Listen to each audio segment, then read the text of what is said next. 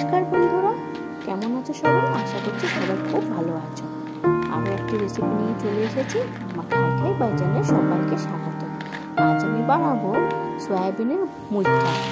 এটা তোমরা যারা অনেকেই আছো যারা মাছ মাংস খেতে পছন্দ করো না, ডিম পছন্দ করো না, অনেকেই আছে। তো তারা এই রেসিপিটা অনায়াসে ট্রাই করতে পারো। এইটা খেলে না তোমার মাছ মাংস ভুলে যাবে, এত সুন্দর টেস্ট হবে। তো কিছুই না, প্রথমে নিয়ে আমি ছোটো ছোটো সোয়া চাংস নিয়েছিলাম, সেটাকে সেদ্ধ করে নিচ্ছি জল চিপে খুব ভালো মতন শিলে আমি বা মিক্সিতে বেটে নিতে পারো, বেটে নেবে। তার মধ্যে আমি একটু আদা আর কাঁচা লঙ্কা আর রসুনের পেস্ট দিয়েছি, অল্প একটু জিরে গুঁড়ো, অল্প একটু ধনে গুঁড়ো দিলাম, আর দিলাম একটু কসুরি মেথি। এই কসুরি মেথিটা এখন শীতকালে দিলে খুব ভালো লাগে মুখে পড়লে। তো একটুখানি গুঁড়ো করে তোমরা হাতে করে ক্রাশ করে দিয়ে দেবে। আর একটু দেবে বেসন দেবে ওই 4 থেকে 5 টেবিল চামচের মতো। আর দেবে হচ্ছে একটু চালের গুঁড়ো, আর এটাতে একটু হলুদও তোমরা দিতে পারো, কাশ্মীরি রেড চিলি পাউডারও দিতে পারো।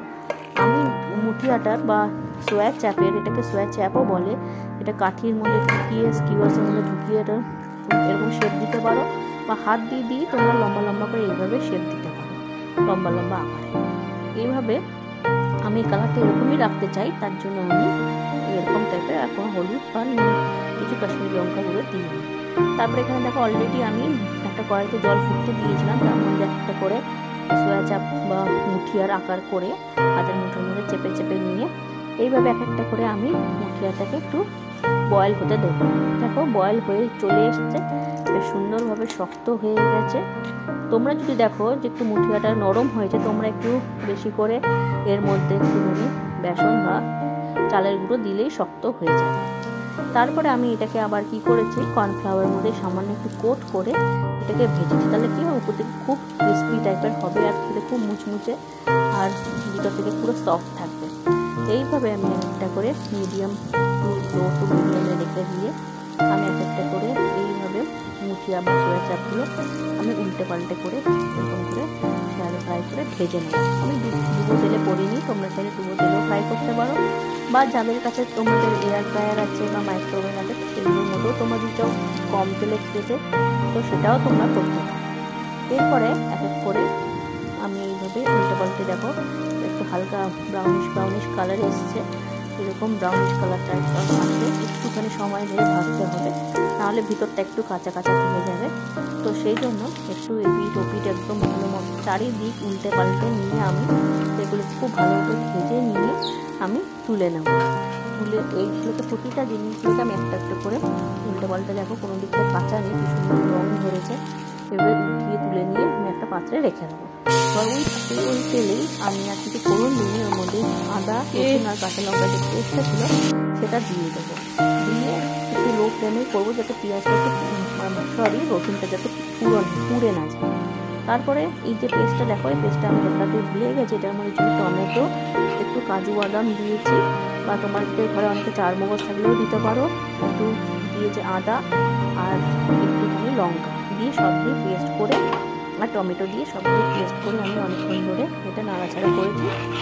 অনেকক্ষণ ধরে নাড়াচাড়া করবো, দেখো কত সুন্দর কালার এসছে। তারপরে আমি একটু ফেটানো টক দই আমি এর মধ্যে দিয়ে দিয়েছি।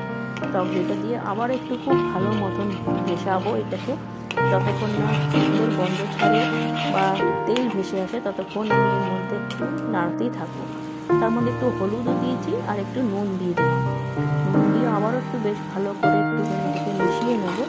মিশিয়ে নিয়ে দেখো কত সুন্দর তেলও ছেড়ে এসছে, কালারটা কত সুন্দর এসছে, অথচ কিচ্ছু মশলা সেরকম দিইনি, জাস্ট একটু আদা রসুন পেঁয়াজ টমেটো আর এই টক দই আর কাজু বাদাম। এবার দেখো কত সুন্দর ফুটে উঠেছে। এবার আমি এক একটা করে মুঠিয়াগুলো আমি এর মধ্যে ছেড়ে দেবো। টকবক করে ঝোল ফুটছে, এর মধ্যে একটা একটা করে তোমরা চাইলে একটু বেশি ঝোলও করতে পারো, বাট এটা আমি সাজেস্ট করবো তোমরা একটু মাখা মাখা করো, তাহলে খুব সুন্দর লাগবে খেতে। রুটি বা পরোটা বা ফ্রাইড রাইস যার সাথে তোমরা নিরামিষে দিন চাইলে শুধু রসুনটা তোমরা অ্যাভয়েড করো, তার বদলে সবগুলো দিয়েও খুব ভালো লাগবে খেতে। তারপরে এইভাবে উল্টে পাল্টে দিয়ে আমি একটুখানি মুঠিয়াগুলো যাতে চারিদিকে একটু ঝোলটা লাগে এইভাবে উল্টে পাল্টে আমি দিলাম। উল্টে পাল্টে দিয়ে এই দেখো এবার একটু ঢেকে রেখে দিয়েছি। ঢাকনা খুলে দেখো গ্যাস অফ করে দিয়েছি। তোমরা একটু বা গরম মশলাও দিয়ে নিতে পারো, আরও খেতে খুব সুন্দর লাগবে। যেহেতু আমি রসুন দিয়েছি তার জন্য আমি আর ঘি গরম মশলা দিলাম না।